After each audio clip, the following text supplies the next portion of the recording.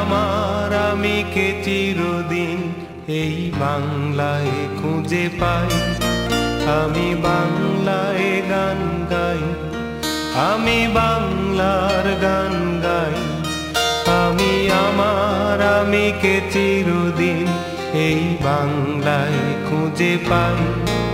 আমি বাংলায় দেখি স্বপ্ন, আমি বাংলায় বাঁধি সুর। আমি এই বাংলার মায়া ভরা পথে হেঁটেছি এতটা দূর।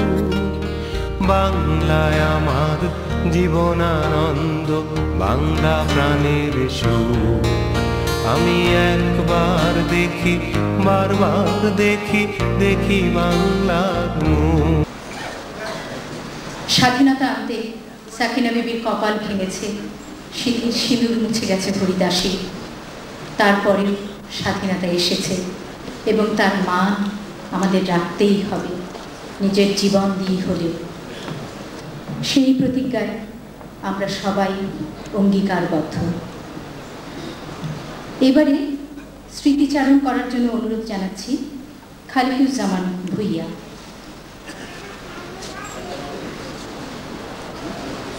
মুক্তিযুদ্ধে কুমিল্লা বিএলএফ নেতা এবারে তার স্মৃতিচারণ করবেন খালিকুজ্জামান ভূঁইয়া।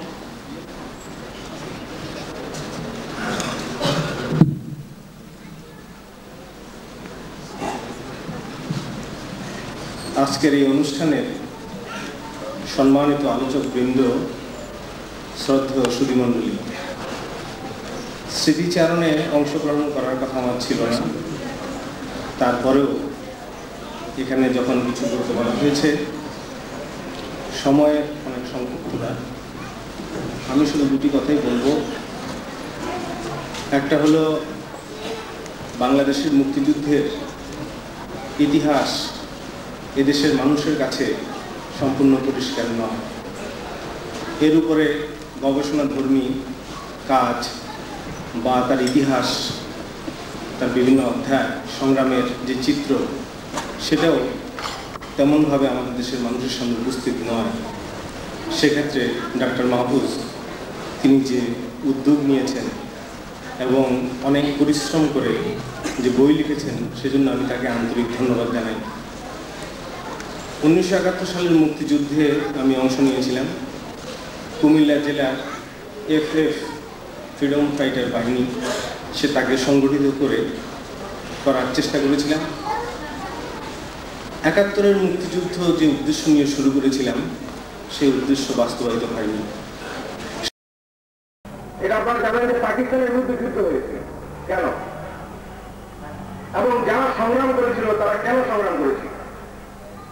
এই জন্য যে আপনার ইংরেজ 200 বছর এই দেশকে শাসন করেছে, আমরা ইংরেজের গোলাম ছিলাম।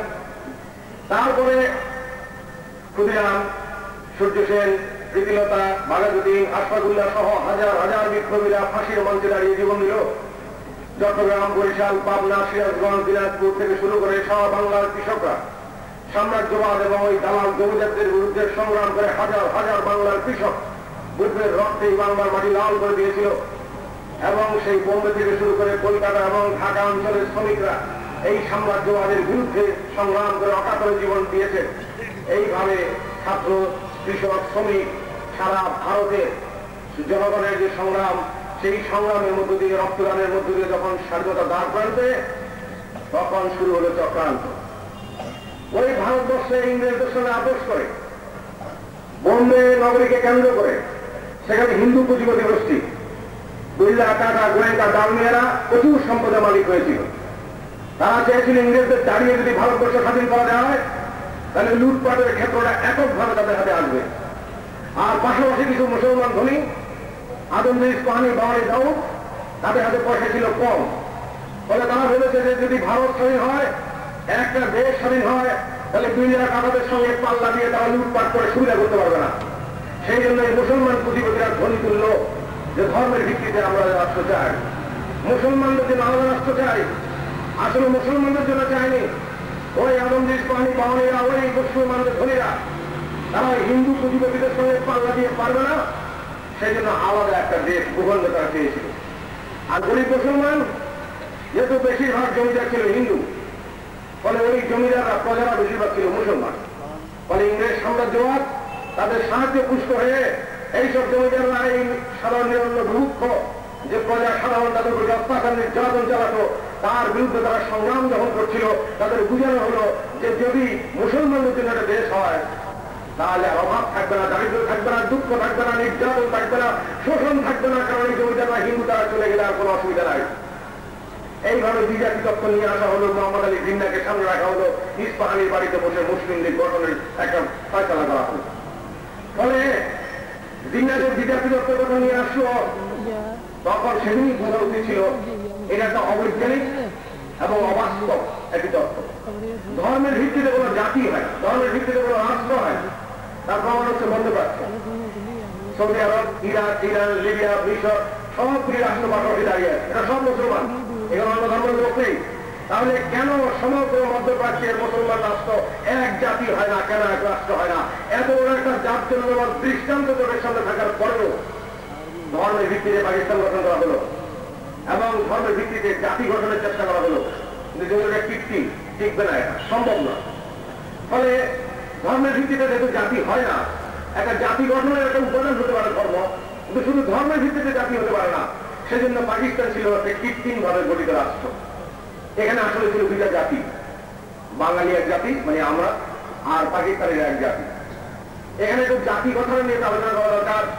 আমরা যখন আজকে বাঙালি জাতি বলি, অনেকে বুঝতে ভুল করেন, অনেক বলার সময় বলে হাজার বছরের বাঙালি জাতি, এভাবে বলা ভুল। বাঙালি জাতি গড়ে ওঠার যে ইতিহাস, তার ঐতিহ্য, তার ভাষা, তার কৃষ্টি, সংস্কৃতি, তার ইতিহাস হাজার বছরের, কিন্তু বাঙালি জাতি হাজার বছরের জাতি নয়। কারণ আমরা যখন বাঙালি জাতি বলতে আমাদের বোঝায় পশ্চিম বাংলার বাঙালিরা বাঙালি জাতি নয়, তারা হচ্ছে ভারতীয় জাতি। তারা বাংলা ভাষায় কথা বলে, যেমনি ইংরেজি ভাষায় কথা বলে ইংরেজ, আমেরিকান ইংরেজি ভাষায় কথা বলে এক জাতি নয়। ইংরেজি ভাষায় কথা বলে ইংল্যান্ডের ইংরেজ, তারা ইংরেজ জাতি। আমেরিকার ইংরেজি ভাষায় কথা বলে তারা আমেরিকান জাতি, জাতি এবং মূল্যবান। ফলে পাকিস্তান ভেতরে কৃত্রিমভাবে গঠিত হয়েছে। পাকিস্তান গঠিত হওয়ার পরেই মানুষ বুঝতে পারল আদমজীয় মুসলমান, তার কারখানা শ্রমিক মুসলমান, কিন্তু দেশ স্বাধীন হওয়ার 1-2 বছর পার হতে না হতেই ওই আদমজী তার কারখানার মুসলমান শ্রমিকের জবাই করে গুড়ি গঙ্গার পানি রক্ত লাল করে দিয়েছিল। এই সরকার কাগজের কলের মালিক সে মুসলমান, তার কারখানার শ্রমিকদের গুন্ডালে নিয়ে দিয়ে তাদেরকে খুন করা হয়েছিল। আর এই মুসলমান বাঙালি, আমরা বাংলা ভাষায় কথা বলবো 56 ভাগ 54 ভাগ আমরা হলো বাঙালি। আর পশ্চিম পাকিস্তানের তারা সবাই উর্দু ভাষায় কথা বলে না, পাঞ্জাবিরা পাঞ্জাবি ভাষায় কথা বলে, সিন্ধ অঞ্চলের লোকেরা সিন্ধি ভাষায় কথা বলে, এবং উত্তর সীমান্ত প্রদেশের লোকেরা পশ্চিম ভাষায় কথা বলে, পাঞ্জাবিরা পাঞ্জাবি ভাষায় কথা বলে, তাদের ভাষা উর্দু নয়। তারপরে জিন্নার কেন এসে বলেছিলেন যে Urdu English state language of Pakistan? কারণ কি? কারণ জিন্নার জানতেন যে আজও কালও একদিন না একদিন এই জাতি মাথা তুলে দাঁড়াবে, এরা স্বাধীনতা চাইবে, এই জাতি পরাধীনতা মানবে না। ফলে অঙ্কুরে বিনষ্ট করে দাও, ধ্বংস করে দাও। কারণ ভাষা ধ্বংস করে দিলে কৃষ্টি ধ্বংস হয়ে যাবে, এবং জাতিসত্তা বোধ, জাতীয় চেতনা, দেশপ্রেমের বোধ, সেগুলি সমস্ত নষ্ট হয়ে যাবে, ধ্বংস হয়ে যাবে।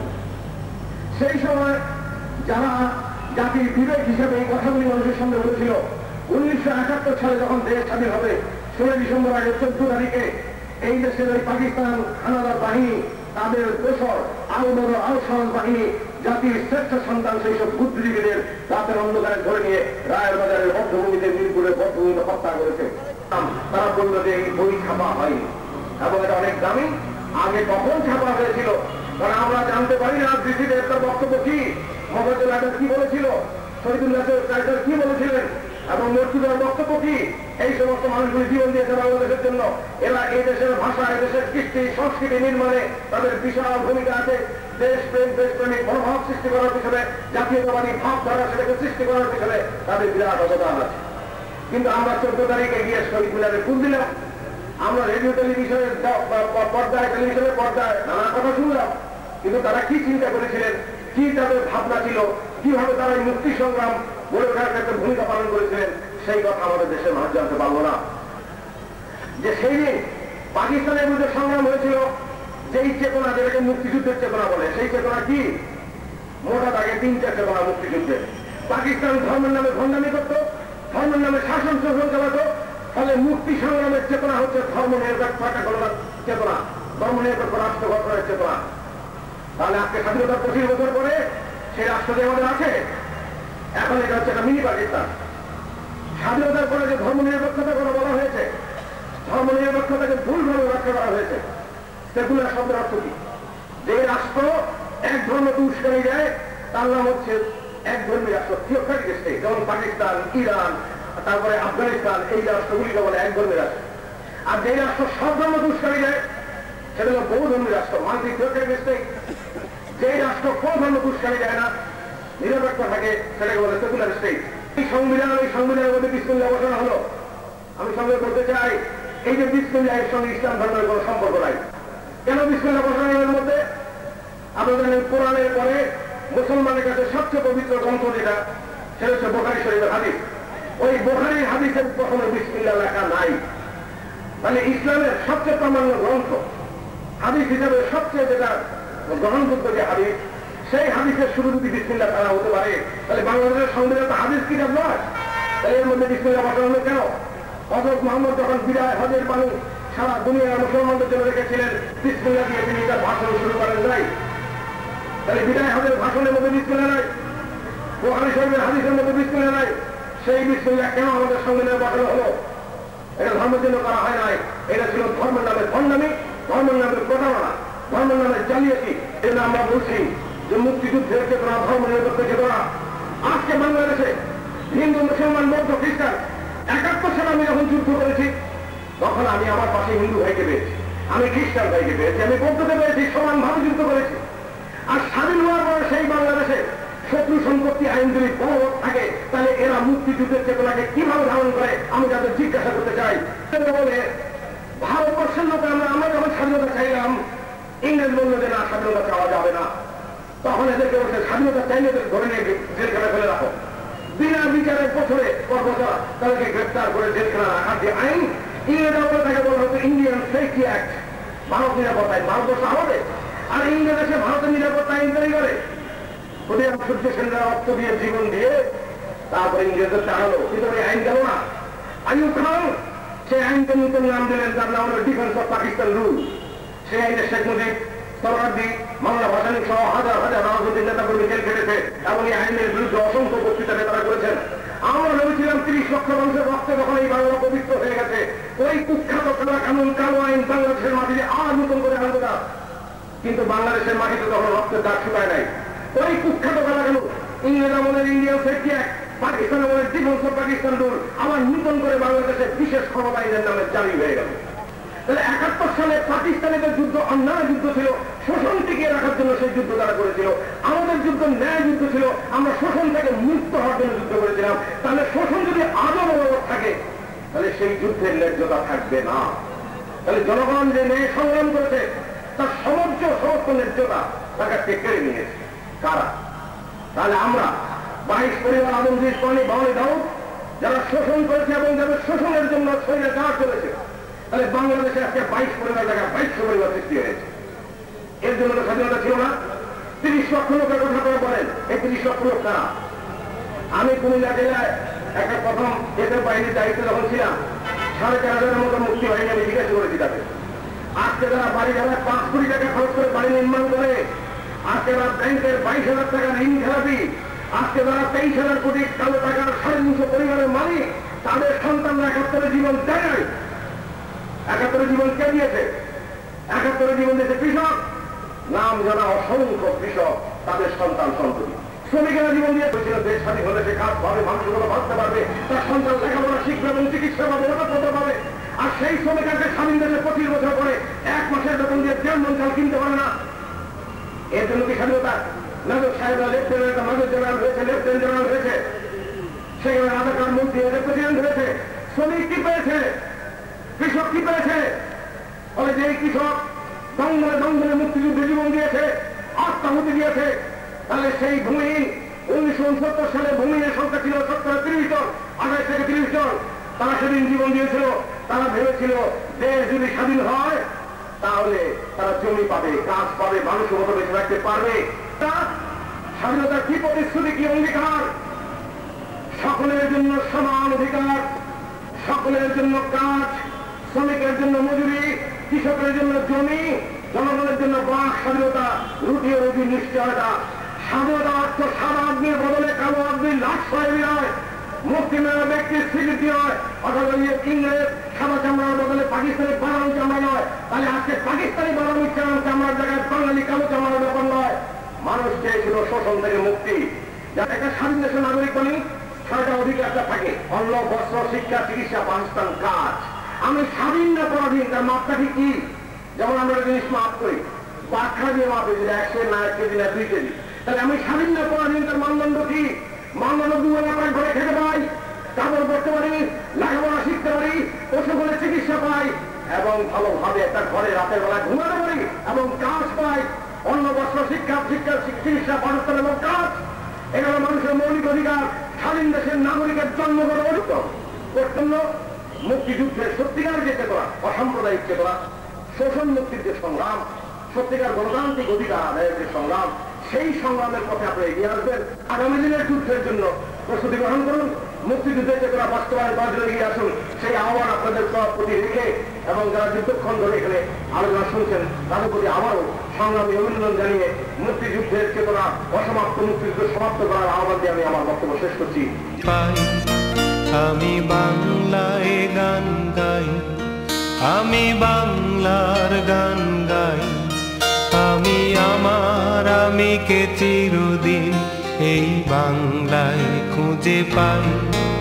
আমি বাংলায় দেখি স্বপ্ন, আমি বাংলায় বাঁধি সুর, আমি এই বাংলার মায়া ভরা পথে হেঁটেছি এতটা দূর।